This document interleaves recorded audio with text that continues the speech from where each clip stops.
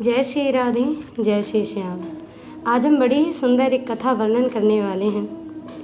महाभारत का बड़ा ही दिव्य प्रसंग है कि एक बार भगवान श्री कृष्ण ने अर्जुन से कहा कि अर्जुन पूजा के लिए फूल ले आओ।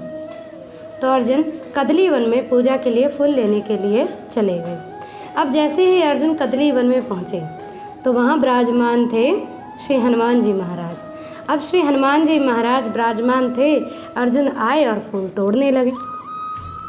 अब हनुमान जी महाराज को आहट से थोड़ी सी वो जगह देखने लगे तो हनुमान जी महाराज कहने लगे, महाराज आप कौन हो? अर्जुन ने कहा, महाराज हम हैं अर्जुन। बोले आप कौन? बोले हम हनुमान हैं।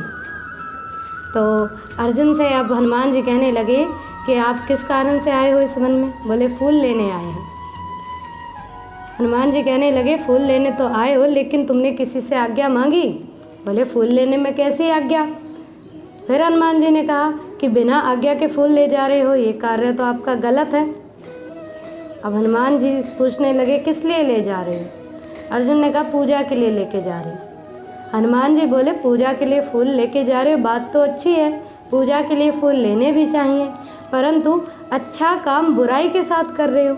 मतलब कार्य अच्छा है, पूजा के लिए फूल ले जा रहे हो, अच्छी बात है, परंतु चोरी से ले जा रहे हो, बिना आज्ञा मांगे ले जा रहे हो, और ऐसे फूल ले जाना तो उचित नहीं। अब हनुमान जी महाराज बोले, अच्छा किसकी पूजा के लिए लेके जा रहे हो? अर्जुन बोले, कृष्ण पूजा के लिए, भगवान श्री कृष्ण की पूजा के लिए। हनुमान जी महाराज हंसने लगे और कहने लगे, सही बात है, अब जिनके महाराज भगवान ही चोर हों तो उनके भक्त कैसे होंगे? बिल्कुल वैसे ही होंगे। अब अर्जुन कहने लगे, आप ऐसे कैसे कह रहे हो? बोले सही तो कह रहे, आपके भगवान चोर हैं इसलिए आप चोरी से फूल लेके जा रहे हो। अब आपके भगवान सद्भाव वाले, बिना चोर के होते, बिना चोरी करने वाले होते तो वैसे आप लेके जाते। अब जैसे भगवान ने लीला करी वैसे ही भक्त करेंगे। अब अर्जुन को थोड़ी सी बुरी लग गई। अर्जुन ने कहा, महाराज हाँ आपके भगवान तो बड़े देखे, अरे उन्होंने तो वानर और भालुओं से पुल बनवा दिया, चाहते तो एक बाण में समुद्र पे पुल बना देते। क्या उनमें इतना भी बल नहीं था? क्या उनमें इतनी भी शस्त्र विद्या नहीं थी? अब तो हनुमान जी महाराज को भी बुरी लगी। हनुमान जी महाराज कहने लगे, तुम जानते हो कि जो पुल वानरों ने और भालुओं ने बनाया था, उस पुल पे कितने कितने बड़े बड़े वानर चले थे, और क्या वानों के पुल पे चल सकते थे? अर्जुन बोले, क्यों नहीं चल सकते, वानों के पुल पे क्यों नहीं चल सकते? तो अब हनुमान जी और अर्जुन में थोड़ी सी बहस होने लगी। अब तो हनुमान जी कहने लगे, तुम पुल बना सकते हो? बोले हाँ महाराज, हम अपने वाहन से पुल बना सकते हैं। तो अर्जुन कहने लगे, महाराज हम पुल तो बना सकते हैं। अब हनुमान जी कहने लगे, ठीक है, और यदि तुम्हारे उस पुल पर हम पार उतर गए तो हम तुम्हें जाने।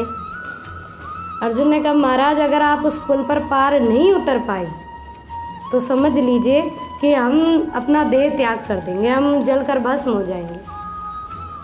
अब ऐसी शर्त रख ली आपस में दोनों ने, और अर्जुन गए और समुद्र पे बाणों की वर्षा करते हुए पुल बना दिया। बाणों की वर्षा करते हुए जैसे पुल बनाया तो अब हनुमान जी से कहा कि महाराज तैयार हो? हनुमान जी बोले, बिल्कुल तैयार है। हनुमान जी महाराज ने राम जी का नाम लिया और अपना शरीर बढ़ाना शुरू कर दिया। अब ऐसा शरीर बढ़ाया, ऐसा शरीर बढ़ाया, अब तो अर्जुन देखते ही समझ गए, महाराज अब तो गए, क्योंकि इतना विकराल रूप। अब ऐसा कि अर्जुन ऊपर देखे तो मानो मुख भी नज़र ना आए। अब हनुमान जी ने सोचा कि चलो चलते हैं आपके पुल पर। हनुमान जी ने हल्का सा कदम ही रखा कि पुल तो सीधा पाताल में। अब तो हनुमान जी कहने लगे, क्यों महाराज आपका पुल तो नज़र ही नहीं आ रहा? अब अर्जुन मन में कहने लगे, महाराज पुल तो नज़र नहीं आ रहा, अब पुल बनाने वाला भी नज़र नहीं आएगा, क्योंकि पुल तो पाताल में चला गया। अब तो हनुमान जी वापस से छोटे हुए कहने लगे, महाराज आपका पुल तो चला गया, अब क्या करें? तो अर्जुन बोले, हम क्षत्रिय, हम अपने वचन का पालन करते हैं, हम अभी अपना देह त्याग करेंगे। अब अर्जुन ने लकड़ियाँ वगैरह सब इकट्ठा करी और तैयार हो गए। अब अर्जुन जैसे ही तैयार हुए कि इधर हनुमान जी समझाने लगे, महाराज अरे ऐसा नहीं करते, जीवन बड़ा अनमोल है, इतनी सी बात के लिए आप देह त्याग कर रहे हो। तो अर्जुन कहने लगे महाराज हम तो क्षत्रिय हैं और हम तो देह त्याग करेंगे ही, हम तो वचन का पालन करेंगे ही। अब हनुमान जी बोले महाराज इन्हीं के भगवान को बुलाना पड़ेगा तो ये रुकेंगे।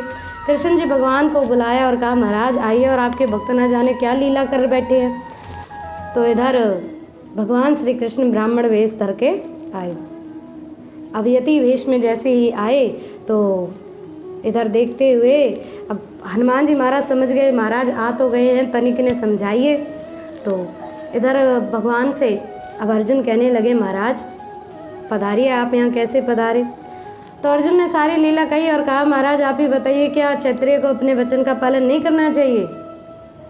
अब भगवान श्री कृष्ण तो ब्राह्मण वेश में कहने लगे बिल्कुल करना चाहिए, अवश्य करना चाहिए, बिल्कुल तुरंत करना चाहिए। अरे वचन का पालन ही तो क्षत्रिय का सबसे बड़ा धर्म है।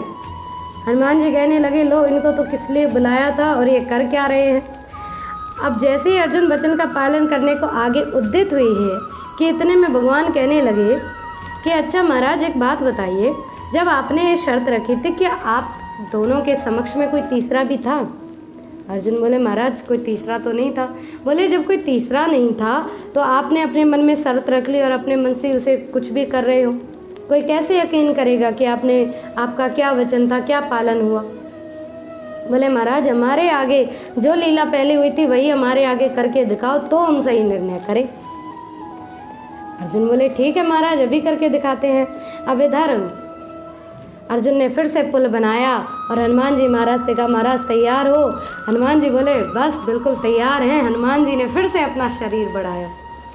अब हनुमान जी ने फिर शरीर बढ़ाया तो भगवान कृष्ण फिर बोले कि महाराज ये तो फिर से गया। अरे इतना विकराल रूप है। लेकिन अब जैसे ही हनुमान जी ने पुल पर कदम ही रखा कि हनुमान जी तो पार उतर गए। अब हनुमान जी बोले मन में विचार करने लगे कि पहले तो पुल टिका ही नहीं और अब हम पार भी उतर गए, ऐसा क्या कारण हुआ। तो नीचे जैसे ही देखा कि पुल के नीचे भगवान श्री कृष्ण कच्छप रूप बना करके उस पुल को टिकाए हुए थे अपनी पीठ पर, ताकि वो पुल नीचे ना जा सके। अब भगवान श्री कृष्ण की वो कच्छप रूप में कमर बिल्कुल लाल हो गई थी, ऐसा रक्त बहने लगा क्योंकि भगवान श्री कृष्ण अब हनुमान जी तो इतने बल के निधान है। अब हनुमान जी समझ गए ओहो महाराज आपने क्या दिव्य लीला करी है।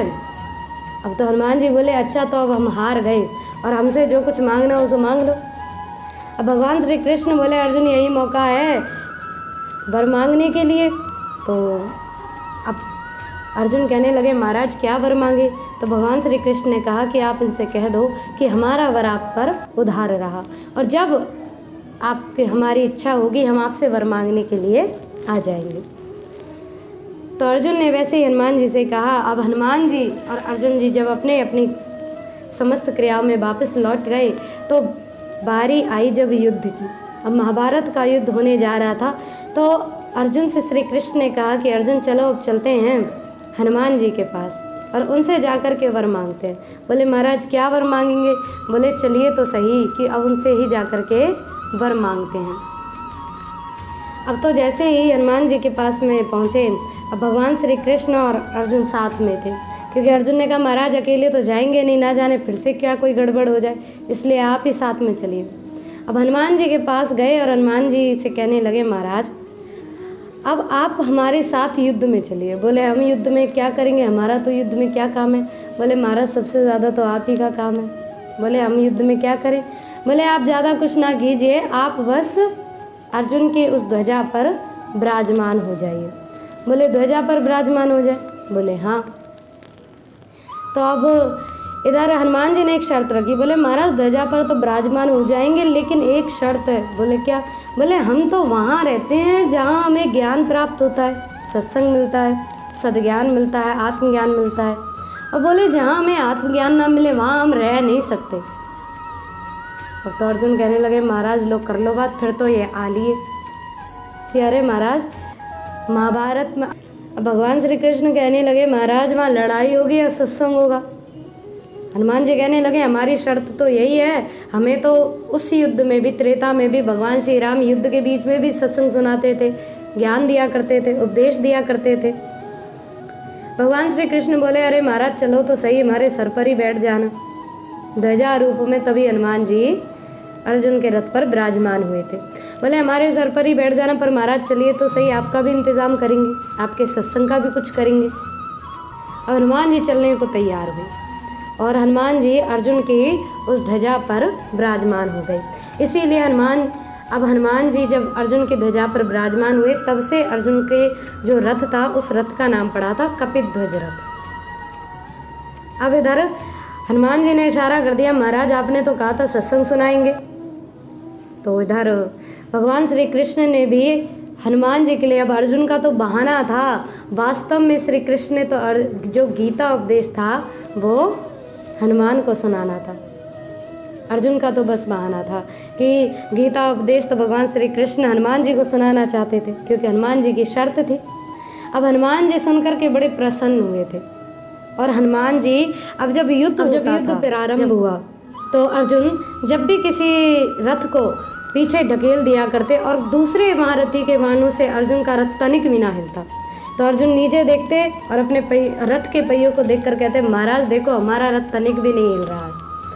भगवान श्री कृष्ण इशारा करते, नीचे नहीं ऊपर देख।